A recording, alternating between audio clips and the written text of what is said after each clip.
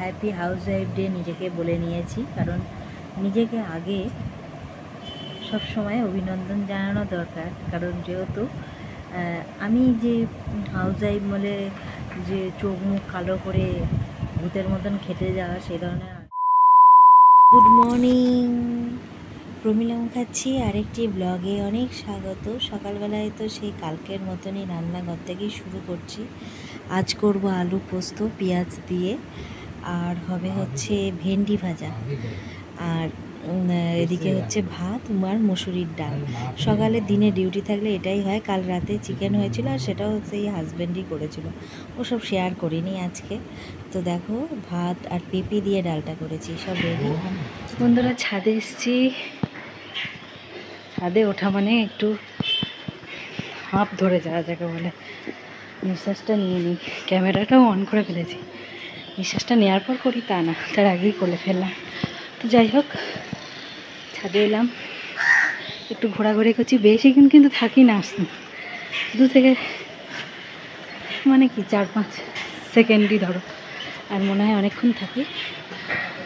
ও দিয়ে চলো, এই রান্নাবান্না সেরে প্যাক প্যাক করে হাজব্যান্ডকে ডিউটিতে পাঠিয়ে দিয়েছি, আর তারপরে চলে এলাম। একটা কথা বলি বন্ধুরা, কৃতজ্ঞতা স্বীকার করতে হয় সবার সাথে, আবার নিজের জীবনের সাথে ভগবানের কাছেও করতে হয়। এটা আমি শিখলাম। আমি ভাবলাম যদি আমার দ্বারা কারোর ভালো হয়, তোমরাও শিখতে পারবে।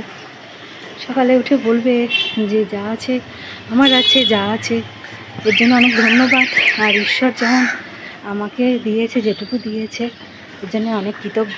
অপরের প্রতি কোনো হিংসা বিদ্বেষ যেন আমার না আসে। আমি যেটুকু পেয়েছি এটা আমার নিজের প্রাপ্তি থেকে পেয়েছি, আর যা হয়তো হয়েছে ধ্বংস হয়েছে তার জন্যে আর নিজেকে দোষারোপ করবে না। আমিও শিখলাম, তোমাদেরও শেখাচ্ছি। এটাই, এর থেকেও মানুষ অনেকটা পজিটিভিটি পায় আমার যেমন। তো সকালবেলায় তোমাদের জন্য এটা বলা ছিল। তো চলো, আমি এই জিনিসগুলো ফেলে দিয়ে নিচে যাব। আজকে অনেক কাজ আছে। ছেলেকে স্কুল নিয়ে যাব ভেবেছিলাম, কিন্তু আজকে ছেলেটার চুলটা কাটাতে হবে। ছেলের চুল অনেক বড় করে ফেলেছে, মানে ও করবো বলেছিল। তো এবার শীত পড়ছে, ঠান্ডা লেগে যাবে, ঠান্ডা লাগা থাক, তো ও নিজে থেকেই বলেছে মা চুল কেটে দাও। তো আজকে এখন চুল কাটাবো। আজ এমনি একটু রাস্তায় বেরোতে হবে, কাজ আছে। তো চলো ব্লগ।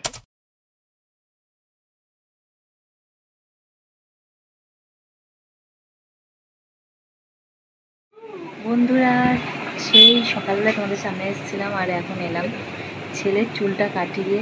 এবারে ভেবো না আমার চুলটা কাটিয়েছি, আমার চুলটা আমার কাটানোর এখন আপাতত ইচ্ছা নেই, চুল আমি কাটছি না। তো এই বসলাম একটুখানি। তো বসার পর ভাবলাম ব্লগটা কন্টিনিউ করি। আর রোদ তো ভালোই উঠেছে, অসুবিধা নেই। আর তাছাড়া হচ্ছে ব্যাপারটা হচ্ছে যে আজকে হচ্ছে হাউস ওয়াইফ ডে। তো নিজেকে হ্যাপি হাউস ওয়াইফ ডে নিজেকে বলে নিয়েছি, কারণ নিজেকে আগে সব সময় অভিনন্দন জানানো দরকার। কারণ যেহেতু আমি যে হাউস ওয়াইফ বলে যে চোখ মুখ কালো করে ভূতের মতন খেটে যাওয়া সেই ধরনের হাউস ওয়াইফ আমি হতেও চাই না, আর হইও না। সাজবো, বুঝবো, সন্তান মানুষ করব, সমস্ত কাজকর্ম করব, সব ঠিক আছে, তবে নিজে সাজবো, নিজেকেও খেয়াল রাখবো। তো সেই ক্ষেত্রে আমি এরকম হাউস ওয়াইফ। আর এর জন্যে যে আমাকে কেউ মানে এর জন্য অ্যাপ্রিসিয়েট করলে তো অবশ্যই খুশি হয় মানুষ, কিন্তু যদি নাও করে কোনো অসুবিধা নেই। কারণ হচ্ছে কী বলতো, নিজেকে যে নিজে অ্যাপ্রিসিয়েট না করতে পারে সে কারো কাছেই অ্যাপ্রিসিয়েট হয় না, আমার যে মনে হয়। তো যাই হোক,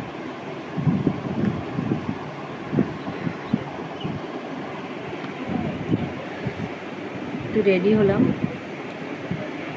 তো চলো আবার পরে আসছি। চোখটা আবার একটু ঠান্ডা ঠান্ডা পড়ছে বলে, একটু ঠান্ডার জন্য চোখ দিয়ে একটু জল জলও বেরোতে শুরু করছে। পাখা চালালে মাথা ধরে যাচ্ছে, তো পাখা অফ করাও যাচ্ছে না। পরে আসছি বন্ধুরা। তো বিকাল হয়ে গেছে আর ব্লগও শেষ করবো। তার আগে কিছু কথা বলবো তোমাদের। তো আমি অনেক জায়গায় দেখলাম, মানে বিশেষ করে সোশ্যাল মিডিয়াতেই দেখলাম আজ নাকি হাউস ওয়াইফ ডে।